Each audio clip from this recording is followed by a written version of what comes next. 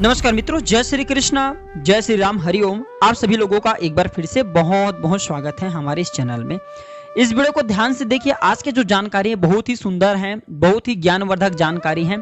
इस जानकारी से आपके भला होगा, आपके कल्याण होगा। और इस वीडियो को आप देखे रहेंगे तो इस जानकारी से आप जो है दूसरे लोगों को बता सकते हैं, दूसरे लोगों के भला कर सकते हैं, दूसरे लोगों के कल्याण कर सकते हैं। आप हमारे वीडियो का टाइटल देख ही चुके हैं कि श्री कृष्ण जन्माष्टमी के दिन ले आना यह 5 चीज रंग व्यक्ति को भी राजा बना देंगे। तो इस वीडियो को ध्यान से देखिए, ध्यान से सुनिए। अगर आपको समझ में नहीं आते तो कमेंट बॉक्स में कमेंट करके पूछ सकते हैं। कोई भी परेशानी, कोई भी समस्या है आप जिससे जूझ रहे हैं तो कमेंट बॉक्स में पूछे, हमारे द्वारा या हमारे टीम के द्वारा बिल्कुल ही आपकी मदद की जाएगी। तो भादो माह के कृष्ण पक्ष के रोहिणी नक्षत्र में भगवान श्री कृष्ण ने जन्म लिया था। और कहां जन्म लिया था? तो मथुरा के जेल में। और ये अष्टमी तिथि को जन्म लिया था। इसलिए जो अष्टमी तिथि है भादो माह की रोहिणी नक्षत्र की, इस तिथि को श्री कृष्ण जन्माष्टमी मान करके हम जो भगवान श्री कृष्ण की पूजा करते हैं। तो इस वर्ष 2023 में कृष्ण जन्माष्टमी को लेकर के बहुत से लोग भ्रमित हैं कि कृष्ण जन्माष्टमी कब मनाएं, 6 या फिर 7 सितंबर को कृष्ण जन्माष्टमी है। तो आपको परेशान नहीं होना है, इस वीडियो में जानते हैं। तो दोस्तों, जो 6 सितंबर दोपहर 3:37 में ये भाद्रपद माह के कृष्ण पक्ष की जो है अष्टमी तिथि शुरू होगा। और अष्टमी तिथि की ही हम सब जो है कृष्ण जन्माष्टमी मनाते हैं। और इसकी जो समाप्ति रहेंगे दोस्तों 7 सितंबर को 4:14 में। तो 6 या फिर 7 सितंबर को कृष्ण जन्माष्टमी मनाएं। तो जितने भी गृहस्थ साधक हैं, जैसे कि हम सभी लोग जितने भी गृहस्थ साधक हैं, 6 सितंबर को इस वर्ष 2023 में कृष्ण जन्माष्टमी मनाएंगे। और जो साधु संत सन्यासी वैष्णव संप्रदाय के लोग हैं, साधु संत हैं, सन्यासी, ऐसे लोग 7 सितंबर को कृष्ण जन्माष्टमी मनाएंगे। क्योंकि दोस्तों रोहिणी नक्षत्र जो है 6 सितंबर को ही है। और रोहिणी नक्षत्र जब लगे तब हम सब जो है कृष्ण जन्माष्टमी मनाते हैं। और पूजा करने का जो शुभ समय रहेंगे दोस्तों, वो भी मैं आप लोगों को थोड़ा सा बता दूं कि आप कितने समय पूजा कर सकते हैं कृष्ण जन्माष्टमी के दिन। तो दोस्तों रात्रि 11:57 में जो पूजा करने का शुभ मुहूर्त शुरू होगा, जिसकी समाप्ति तिथि रहेंगे 12:42 अर्थात 46 मिनट का आपको कुल समय रहेंगे। इस समय आप जो पूजा करते हैं भगवान श्री कृष्ण अति शीघ्र प्रसन्न होते हैं।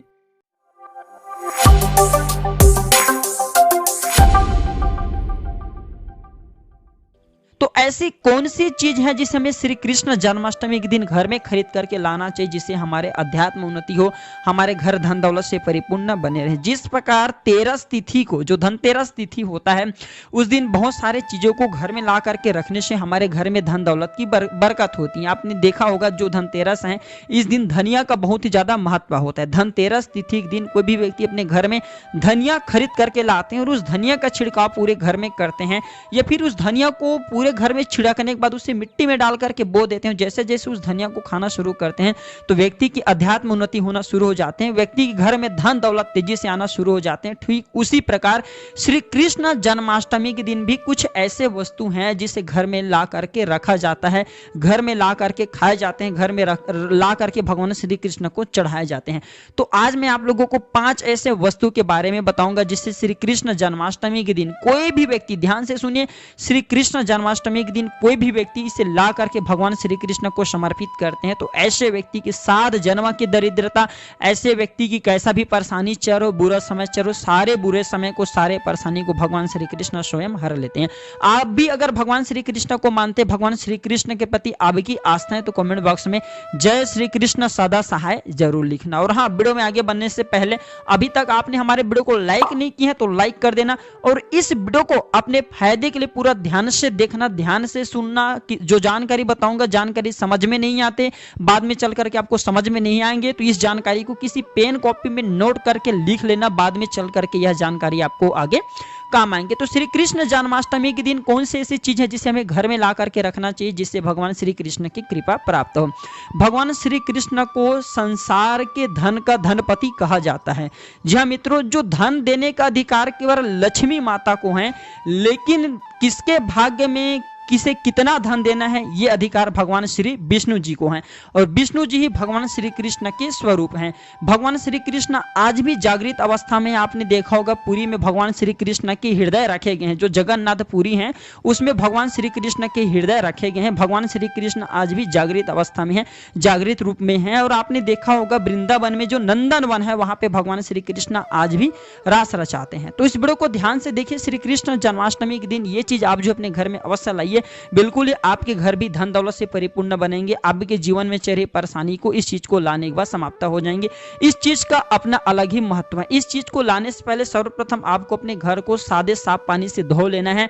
फिर आपको अपने घर को एक बार गंगा जल से पूरी तरीके से छींटे मार देना, अपने घर को पवित्र करना है। फिर इस वस्तु को आपको ला करके भगवान श्री कृष्ण को समर्पित करना है। तो आपको लाना क्या है? पहला वस्तु है मित्रों, वह है शहद। जी हाँ, जो शहद हैं ये भगवान श्री कृष्ण को अत्यंत प्रिय है। ध्यान से सुनिए, भगवान श्री कृष्ण को अत्यंत प्रिय है शहद। तो शहद जो है देवी देवताओं को भोग के रूप में लगाते हैं। आपने देखा होगा जो शहद है ये वास्तु दोष को भी दूर करते हैं। भगवान श्री कृष्ण को वास्तु का जनक माना जाता है। जहाँ पे भगवान श्री कृष्ण के बाल अवस्था रूप का मूर्ति रखा जाए, जिसे हम जो है बाल श्री कृष्ण बोल सकते हैं, या फिर एक प्रकार के छोटा कृष्ण बोल सकते हैं, या फिर बाल गोपाल बोल सकते हैं। तो जहाँ पे बाल गोपाल का मूर्ति हो, इस प्रकार की मूर्ति को अगर शहद से स्नान करा दिया जाए, ध्यान से सुनिए, इस प्रकार की मूर्ति को शहद से अगर भगवान को स्नान करा दिया जाए, अभिषेक करा दिया जाए, और इस शहद को अगर कोई भी व्यक्ति थोड़ा थोड़ा खाना शुरू कर देते हैं, या फिर इस शहद का छींटा अपने घर में मारते हैं, तो ये घर के वास्तु दोष को समाप्त करते हैं। अगर व्यक्ति के जीवन में किसी भी प्रकार के दोष लगा हो, उस दोष का भी भगवान श्री कृष्ण निवारण करते हैं, हल करते हैं। उस प्रकार के दोष से भगवान श्री कृष्ण उसे बचाते हैं। और जहां पे यह प्रयोग होता है, भगवान श्री कृष्ण को शहद से नहलाया जाता हो, वह स्थान, वह घर तीर्थों के समान हो जाते हैं, वह घर पवित्र हो जाते हैं। उस घर में साक्षात लक्ष्मी आती हैं, उस घर में कभी भी अन्न की कमी नहीं होती। ये पहला प्रयोग श्री कृष्ण जन्माष्टमी के दिन आप जरूर करना। आपके जीवन में चल रहे परेशानी, आपके जीवन में चल रहे सारे कष्ट दूर हो जाएंगे। दूसरा वस्तु के बारे में बता रहा हूं, तो भगवान श्री कृष्ण को जो दूसरा वस्तु जो है आप वीणा चढ़ा सकते हैं। जो वीणा है ये भगवान श्री कृष्ण को अत्यंत प्रिय है, और ये मां सरस्वती के भी कहा जाए तो प्रिय एक प्रकार की वाद्य यंत्र है। तो जो व्यक्ति भगवान श्री कृष्ण को वीणा चढ़ाते हैं, ऐसे व्यक्ति की बुद्धि तीव्र हो जाते हैं। ऐसे जो व्यक्ति हैं ये आगे चल करके गुणकारी बनते हैं। ऐसे व्यक्ति एक प्रकार के गीत संगीत के माध्यम से आगे बढ़ते हैं। ऐसे व्यक्ति राजनेता बनते हैं। तो जो व्यक्ति भगवान श्री कृष्ण को कृष्ण जन्माष्टमी के दिन वीणा भेंट करते हैं, ऐसे व्यक्ति की अध्यात्म उन्नति होता है। ऐसे व्यक्ति राजनीतिक बनते हैं। फिर ऐसे व्यक्ति आगे चल करके जो कहा जाए संगीत के माध्यम से आगे बढ़ते हैं। तीसरा है मोरपंख। ध्यान से सुनिए, ये जो मोरपंख, अगर कृष्ण जन्माष्टमी के दिन मोरपंख अगर आप ला करके भगवान श्री कृष्ण को समर्पित कर देते हैं, तो मोरपंख को बहुत ही पवित्र माना जाता है। ये घर में सकारात्मक ऊर्जा को बढ़ाने का काम करते हैं। घर में नकारात्मक ऊर्जा उसे समाप्त कर देते हैं। भगवान श्री कृष्ण अपने मुकुट में स्वयं मोरपंख धारण किए हुए हैं। तो एक काम करना, श्री कृष्ण जन्माष्टमी के दिन मोरपंख अवश्य खरीद करके लाना, भगवान श्री कृष्ण को समर्पित करना। इसे श्री कृष्ण को समर्पित करने के बाद इस मोरपंख को आपको अपनी तिजोरी में रख लेना है। तो ये आपके घर में धन दौलत की बरकत कराएंगे। अगर मोरपंख को सादे पानी से नहला करके अगर इस पानी का छींटा आप घर में मारेंगे, तो आपके घर के जितने भी वास्तु दोष हैं वो समाप्त हो जाएंगे। क्योंकि मोरपंख को वास्तु दोष समाप्त करने वाला कहा जाता है। मोरपंख से जिस घर में मोरपंख का छींटा मारा जाए, या फिर मोरपंख का पानी का जिस घर में छींटा मारा जाए, स्नान कराया जाए, उस घर में साक्षात लक्ष्मी निवास करती हैं। उस घर में साक्षात लक्ष्मी आ जाती है। जिस घर में लक्ष्मी आ जाए, जिस घर में भगवान श्री कृष्ण का छोटा सा बाल अवस्था मूर्ति रहे, वह घर बिल्कुल ही अन्न धन से भर जाता है। चौथी वस्तु बता रहा हूं जिसे श्री कृष्ण जन्माष्टमी के दिन अवश्य लाना चाहिए। तो हमारे धर्म शास्त्रों में भी बोला जाता है, जो चौथी वस्तु बताऊंगा इसके बारे में हमारे धर्म शास्त्रों में भी बोला जाता है कि कोई भी व्यक्ति अगर कदम के फूल भगवान श्री कृष्ण को ला करके श्री कृष्ण जन्माष्टमी के दिन समर्पित करते हैं, तो ऐसे व्यक्ति के जन्म जन्मांतर के कंगाली, ऐसे व्यक्ति के जीवन में चेहरे परेशानी समाप्त हो जाते हैं। क्योंकि भगवान श्री कृष्ण ने स्वयं कदम के वृक्ष पर बैठ करके बांसुरी बजाए थे, और कदम के वृक्ष ही बहुत ही उत्तम वृक्ष माना जाता है। चाहते तो भगवान श्री कृष्ण पीपल के वृक्ष में भी बैठ करके बांसुरी बजा सकते थे, लेकिन उसने ऐसा नहीं किया। क्योंकि कदम वृक्ष को भगवान श्री कृष्ण का आशीर्वाद प्राप्त है। जो कदम वृक्ष हैं ये लोगों के दुख तकलीफ को भी निवारण कर सकते हैं। और ऐसा माना जाता है कदम वृक्ष पर अगर कोई भी व्यक्ति मनोकामना बोलते हुए किसी भी बुधवार के दिन अगर जो हरा कलर का धागे होते हैं ये बांधा जाए, तो सभी प्रकार के मनोरथ की पूर्ति होता है। सभी प्रकार की जो परेशानी बोलते हुए बांध दे तो उसका निवारण होता है। तो कृष्ण जन्माष्टमी के दिन आप भी जो है अवश्य कदम का फूल लाइए और भगवान श्री कृष्ण को समर्पित कर दीजिए। अंतिम वस्तु के बारे में बता रहा हूं, ये अंतिम वस्तु नहीं स्वयं भगवान श्री कृष्ण का ही स्वरूप है। तो आप जो अगर आपके घर में बाल गोपाल नहीं है, तो आप जो है कृष्ण जन्माष्टमी के दिन भगवान श्री कृष्ण के बाल स्वरूप बाल गोपाल अपने घर में ला करके अवश्य स्थापित करें। जहां पे भगवान श्री कृष्ण के बाल स्वरूप रहते हैं, वहाँ पे समस्त देवी देवता इसके दर्शन करने के लिए आते हैं। आप भगवान श्री कृष्ण के जो बड़े स्वरूप आप जो बैठाते हैं उनके दर्शन करने के लिए नहीं आते, लेकिन अगर आप भगवान श्री कृष्ण के जो छोटे से बाल स्वरूप अपने घर में रख करके इनका पूजा करते हैं, ये बैठा देते हैं, तो समस्त देवी देवता इनके दर्शन करने के लिए आपके घर में आना शुरू कर देते हैं। आपको दिखाई नहीं देंगे, सूक्ष्म रूप में आते हैं।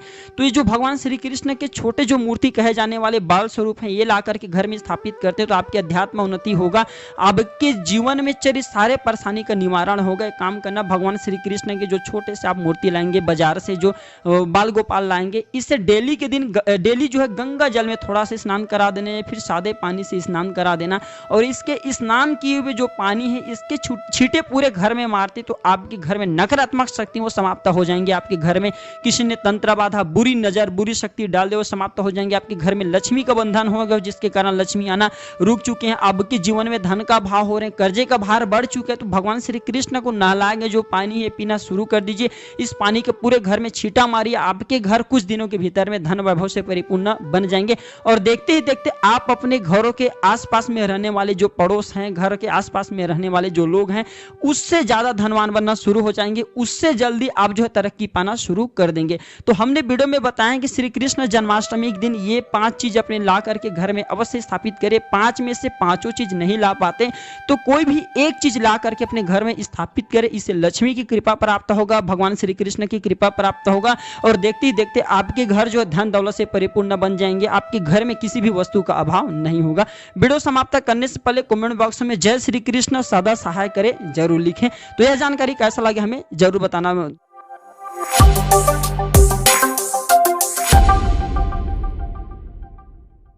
मेरे वीडियो को टाइटल में देख ही चुके हैं कि घर में रखे मूर्ति का प्रतिमा आता है दोस्तों धन धन की वृद्धि, आता है सौभाग्य। जी हाँ मित्रों, हम सजावट के लिए अपने घर में बहुत सारे मूर्ति रखते हैं, लेकिन इनके बारे में हमें पता नहीं होता। सजावट के लिए हम बहुत सारी चीज़ों को रखते हैं, वस्तुओं को रखते हैं घर में, लेकिन दोस्तों कुछ ऐसी मूर्तियां होती हैं जिससे वास्तुशास्त्र में बेहद ही शुभकारी माना गया। इन मूर्ति को रखने से घर में धन की वृद्धि होती है, सौभाग्य की वृद्धि होती है।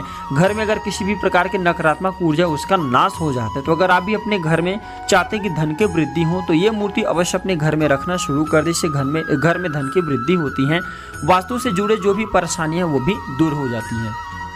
जानकारी बताने से पहले अभी तक चैनल सब्सक्राइब नहीं किए तो चैनल को अवश्य सब्सक्राइब जरूर कर लेना, क्योंकि हमारे चैनल का नाम प्राचीन ज्ञान है। हम प्राचीन ज्ञान की जानकारी सिखाते हैं, वास्तु से रिलेटेड जानकारी आप सभी मित्रों को सिखाते हैं। हमारे चैनल का मकसद है सबका भला हो, सबका कल्याण। पहला है दोस्तों, घर में हाथी की मूर्ति अवश्य रखा करें। अगर चांदी का ठोस जो बना हुआ हाथी का मूर्ति रखते हैं तो इससे जो है घर में धन की वृद्धि होती है। आपने जरूर देखा होगा माँ लक्ष्मी की जो प्रतिमा रहती है उसके सामने में जो हाथी होता है वो धन की वृद्धि करते हुए दिखाई देते हैं, धन वर्षा करते हुए बटुए के माध्यम से दिखाई देते हैं। वास्तुशास्त्र के अनुसार दोस्तों हाथी को ऐश्वर्य का प्रतीक माना जाता है, और ज्योतिष और धार्मिक मान्यता के अनुसार भी हाथी की प्रतिमा रखना बेहद ही शुभकारी माना जाता है। हाथी की मूर्ति हो सके तो पीतल या चांदी की अवश्य रखा करें, और इसे शयन कक्ष में रखने से धन की वृद्धि होती है। शयन कक्ष में रखने से अगर राहु से संबंधित जो भी परेशानियां हैं, जो भी दोष हैं, वह दूर हो जाती हैं। दूसरा है हंस। जी हाँ दोस्तों, जो हंस होता है ना, इसे जोड़े रूप में रखना चाहिए। अगर वैवाहिक जीवन में परेशानियां आ रही हैं तो अपने शयन कक्ष में हंस के जोड़े रखने से वैवाहिक परेशानियां दूर हो जाती हैं, और इससे आर्थिक लाभ भी प्राप्त होता है, धन की वृद्धि होता है। तीसरा है कछुए की मूर्ति। वास्तु के अनुसार, वास्तुशास्त्र के अनुसार कछुआ रखने से घर में धन की वृद्धि होती है। धार्मिक मान्यता के अनुसार दोस्तों कछुआ जो होता है भगवान विष्णु का रूप माना जाता है। जिस स्थान पर कछुआ होता है वहाँ माँ लक्ष्मी का वास भी होती है। जहाँ पे भगवान विष्णु वहाँ पे माँ लक्ष्मी खींचे चले जाते हैं। तो धन वृद्धि करने के लिए आप जो है पूर्व और उत्तर दिशा में कछुए की स्थापना अपने घर में अवश्य करें, लेकिन इस बात का विशेष ध्यान रखना कि कछुआ अंदर की ओर आता हुआ दिखना चाहिए, क्योंकि अंदर की ओर आता हुआ दिखाई देंगे तो धन वृद्धि होता है। और अगर घर की अब ऐसा रख देते हैं कि बाहर की ओर जाते हो तो इससे धन की वृद्धि नहीं बल्कि धन की नाश भी हो सकते हैं। तो कछुआ कैसे रखना है कि घर की अंदर की ओर आते हुए होना चाहिए, इससे धन की वृद्धि होता है। इसके बाद दोस्तों चौथे नंबर पे आते हैं गाय। जी हाँ दोस्तों, जो गाय होते हैं ना हमारे हिंदू धर्म में अति पूजनीय माना जाता है, और वास्तुशास्त्र के अनुसार अगर घर पर पीतल की बनी हुई गाय की मूर्ति रखते हैं तो इसे बेहद ही शुभकारी माना जाता है, क्योंकि गाय में समस्त प्रकार के देवी देवता होते हैं। अगर पीतल की बनी हुई गाय की मूर्ति को प्रतिदिन स्नान करते हैं तो निश्चित रूप से माँ लक्ष्मी खींचे चले आती हैं, धन की वृद्धि होती है, इसमें किसी भी प्रकार का संदेह नहीं है। अगर आप भी चाहते हैं दोस्तों धन से समृद्धि से एकदम संपन्न बनना चाहते हैं तो गाय की अवश्य मूर्ति रखें और इसे डेली के स्नान करें। इसे भगवान विष्णु की कृपा प्राप्त होती है, कृपा प्राप्त होता है, माँ लक्ष्मी की कृपा प्राप्त होना शुरू हो जाती है और आप हर प्रकार से धन से संपन्न बन जाएंगे। तो इन छोटे छोटे उपाय को अवश्य करें किस्मत को आजमाने के लिए।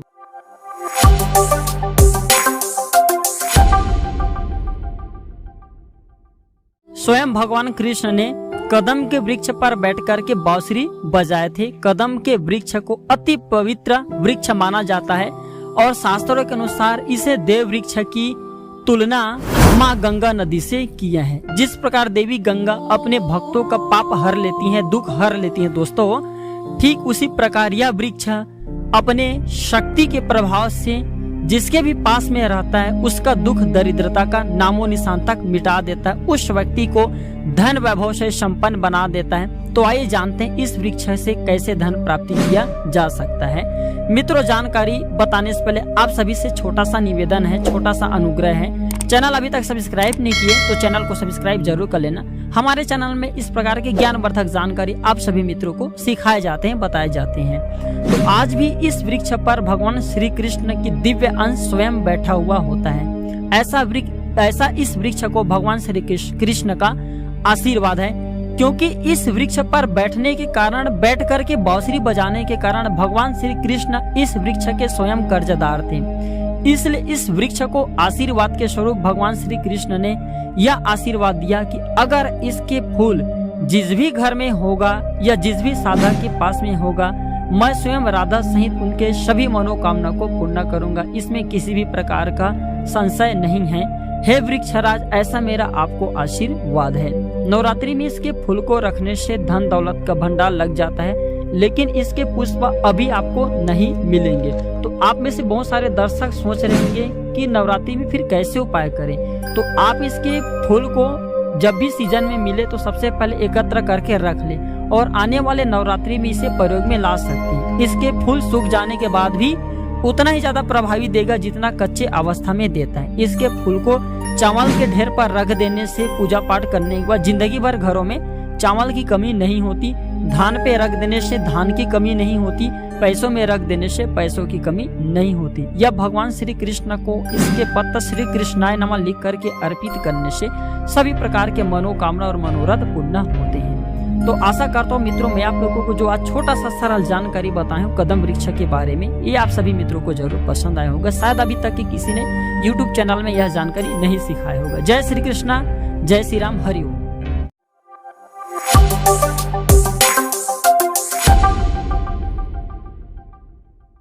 कई वीडियो में आप सभी दर्शकों को बताएं कि कुछ ऐसे मूर्ति हैं जिन्हें भूल करके अपने घर में नहीं रखना चाहिए। बहुत से लोग मतलब कहा जाए अज्ञान पूर्वक बोल सकूं या यूं कहूं तो सेवा भाव से भगवान शनिदेव की मूर्ति ले आते हैं, भैरव बाबा की मूर्ति घर में ला करके पूजा करने लगते हैं। लेकिन उन्हें कदापि ऐसा नहीं करना चाहिए। जो लोग शनिदेव महाराज की या भैरव बाबा की मूर्ति घर में ला करके स्थापित करते हैं, पूजा करने लगते हैं, तो उनके घर में कला आना शुरू हो जाती है, उनके घर बर्बाद होना, तबाह होना शुरू हो जाते हैं। अगर आप भैरव देव की मूर्ति की पूजा करना चाहते हैं, शनिदेव की, तो घर के बाहर मंदिर बनवा लीजिए, वहां पे आप रख सकते हैं। घर में भूल करके भैरव बाबा और कहा जाए शनिदेव की मूर्ति कभी भी नहीं रखना चाहिए। इससे घर में आर्थिक परेशानी होने लगते हैं, धन वैभव भी नष्ट होना शुरू हो जाते हैं। क्यों होता है कभी इसके बारे में विस्तार से बताऊंगा। तो आइए जानते हैं घर में ऐसी कौन सी मूर्ति रखना चाहिए जिससे हमारे आर्थिक स्थिति मजबूत बने, हम धन वैभव सुख संपत्ति सभी चीजें से लफालफ हो जाए, यानी कि धन दौलत से संपन्न हो जाए। तो दोस्तों, तंत्र शास्त्रों में, वास्तु शास्त्रों में ऐसा लिखा गया है कि भगवान गणेश जी हुए ये विघ्न हरता है, मंगल करता है, और हनुमान जी महाराज भी मंगल करता है, विघ्न हरता है, सभी प्रकार की कहा जाए अमंगल को दूर करने वाले। तो घर के मुख्य द्वार पर ध्यान दीजिए, घर के मुख्य द्वार पर अगर गणेश जी महाराज या हनुमान जी की मूर्ति कहा जाए लटका दिया जाए, स्थापित कर दिया जाए। आजकल मार्केट में छोटे छोटे मूर्ति मिल जाते हैं, तो मुख्य द्वार पर हनुमान जी की मूर्ति लटका देने से या गणेश जी की मूर्ति लटका देने से धन वैभव सुख संपत्ति हर चीज स्वतः ही चले आती है, खींचने का काम करते हैं। घर में अगर किसी भी प्रकार की नकारात्मक ऊर्जा प्रवेश करने की कोशिश करेंगे, भूत प्रेत टोना जादू जैसे औपचारिक कृत्य घुस भी नहीं पाएंगे, और घर के जो मुख्य द्वार है वही बाहर ही रह जाएंगे, और भगवान इसे घुसने नहीं देते, भस्म कर देते हैं, और ये हर प्रकार की विघ्न को हरते और मंगल प्रदान करते हैं। दूसरा, आप अपने हाल में जो बहुत से लोगों के हाल रहते बहुत बड़ा हुआ तो शिव परिवार की मूर्ति रख सकते हैं, इससे घर में प्रेम बढ़ता है। जो लोग शादीशुदा हैं वो लोग राधे कृष्ण की मूर्ति अपने घर में रख सकते हैं। एक साथ राधे कृष्ण की रखा हुआ ये मूर्ति होना चाहिए। तो ये आप अपने जो सोने वाले रूम में रख सकते हैं जिनके शादी हो चुके हैं। जिनकी शादी नहीं हुई सरस्वती की मूर्ति घर में रख सकते हैं, जो लोग विद्यार्थी हैं। इसके बाद बहुत से लोग जो है पूजा स्थान में केवल माँ लक्ष्मी की मूर्ति रखते हैं। ऐसा नहीं करना चाहिए। आपको पूजन स्थान पे लक्ष्मी और विष्णु ये दोनों की मूर्ति एक साथ रखना है। अब चाहते हैं कि ज्यादा देर तक आपके घर में लक्ष्मी टिके रहें, क्योंकि लक्ष्मी का स्वभाव है चंचलता, ये कभी एक जगह रुक करके नहीं रहती। तो अगर आप भगवान विष्णु जी के साथ लक्ष्मी को स्थापित कर देते हैं इनकी मूर्ति अपने पूजा स्थान पर, तो ये आपके घर में स्थायी रूप से रहने लगते हैं। आपके घर की जितने भी दरिद्रता होती है इसका नाश कर देते हैं। धन दौलत सुख संपत्ति हर चीज ये ऐश्वर्य प्रदान करते हैं। तो दोस्तों मैं आप सभी मित्रों को बताना चाहूंगा, घर के मुख्य द्वार पर हनुमान जी की मूर्ति स्थापित करें या गणेश जी की स्थापित करें। चारों दिशाओं से आपकी रक्षा करेंगे, नकारात्मक ऊर्जा को घर में प्रवेश नहीं होने देंगे। हाल में जो है आपको शिव परिवार की मूर्ति रखने से आपसी प्रेम बढ़ता है। और जो लोग शादीशुदा चाहते हैं कि आपसी प्रेम उनके हमेशा बनी रहे, एक दूसरे से जो प्रेम ज्यादा से ज्यादा करें, तो राधे कृष्ण की मूर्ति रख सकते हैं। पूजा स्थान पे माँ लक्ष्मी और भगवान विष्णु जी की मूर्ति जो है एक साथ स्थापित करें। इससे घर में धन की बढ़ोतरी होती, नकारात्मकता दूर हो जाती है और घर में कोई भी जो है रोगग्रस्त से पीड़ित नहीं होता। तो ये थे आज के छोटे से जानकारी मूर्ति के बारे में। जानकारी थोड़ी भी अच्छी लगी है तो वीडियो को लाइक करिए, अपने मित्रों में शेयर करें। जय श्री कृष्ण, जय श्री राम, हरि ओम।